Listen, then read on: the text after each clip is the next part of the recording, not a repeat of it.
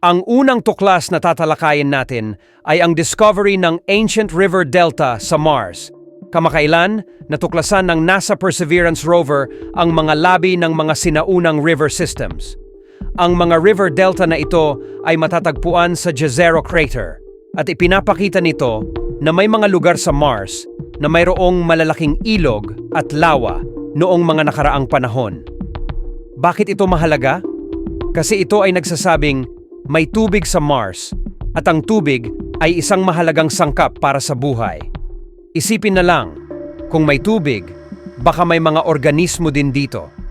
Kaya tinitingnan ito ng mga scientists bilang isang malaking clue na maaaring may buhay sa nakaraan ng Mars. Isa sa mga pinakakahanga-hangang discovery sa Mars ay ang pagkakaroon ng frozen water sa ilalim ng kanyang ibabaw.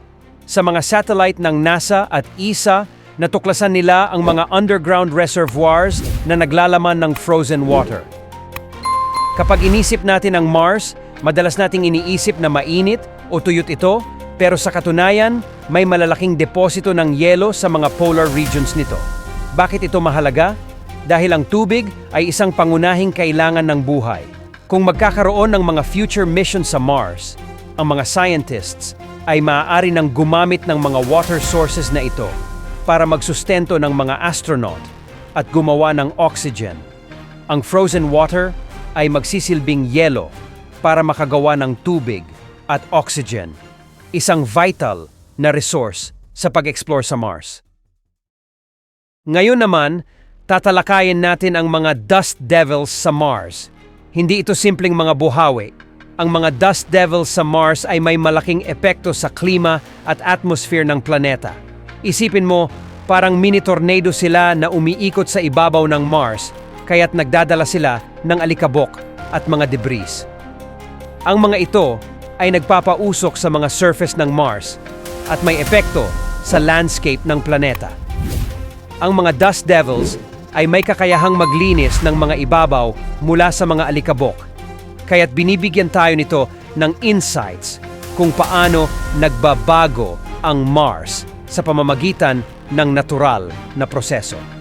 Kung titingnan mo ang Mars, makikita mo kung paano ang buhawi na ito ay may epekto sa temperatura at sa kung paano nagbago ang klima ng planeta. Isa pang kamangha-manghang discovery na natuklasan sa Mars ay ang mga organic molecules. Ang organic molecules ay mga kemikal na mahalaga para sa buhay. Sila ang mga building blocks ng lahat ng mga organismo. Sa Gale Crater, natagpuan ng Curiosity rover ang mga organic molecules sa mga ancient rock samples. Habang hindi ito direktang ebidensya ng buhay, ipinapakita nito na may mga conditions sa nakaraan ng Mars na posibleng magtaglay ng buhay.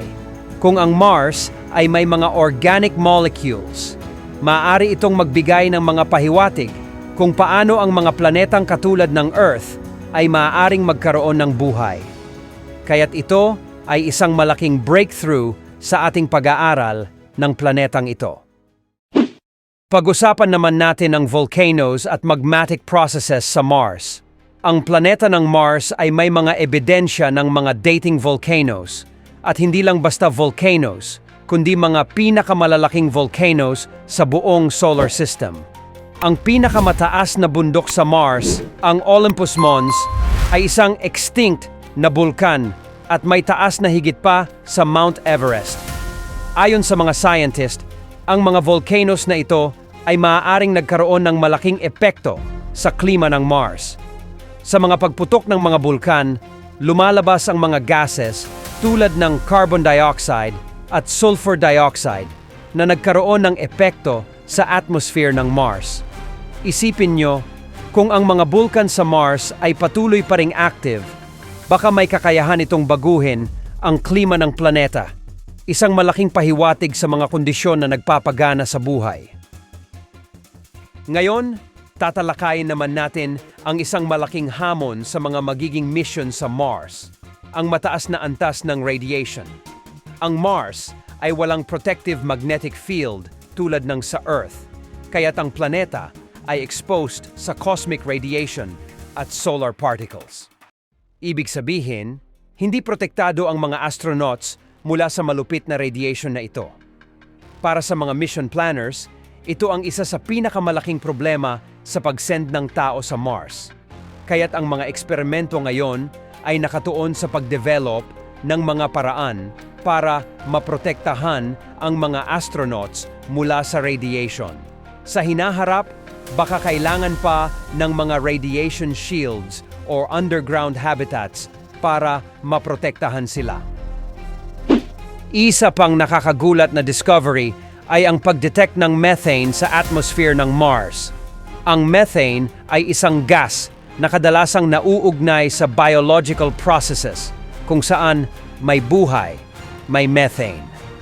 Pero hindi lang ito isang simpleng gas na natagpuan.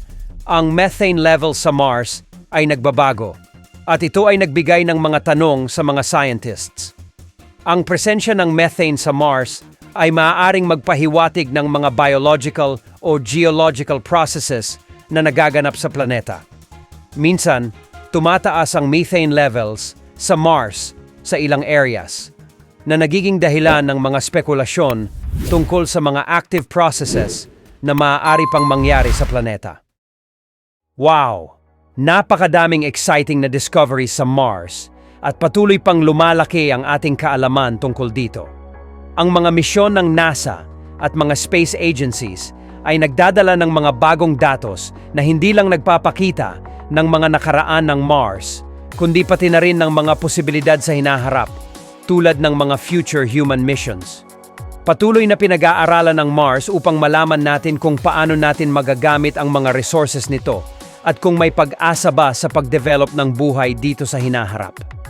Kung gusto mo pang mag-explore ng mas marami pang tungkol sa Mars at mga space missions, mag-subscribe ka na sa aming channel at huwag kalimutang pindutin ang bell icon para lagi kang updated sa mga bagong discoveries. Salamat sa panonood at hanggang sa susunod na video, mga ka-planet, patuloy nating sundan ang bawat hakbang ng ating cosmic adventure.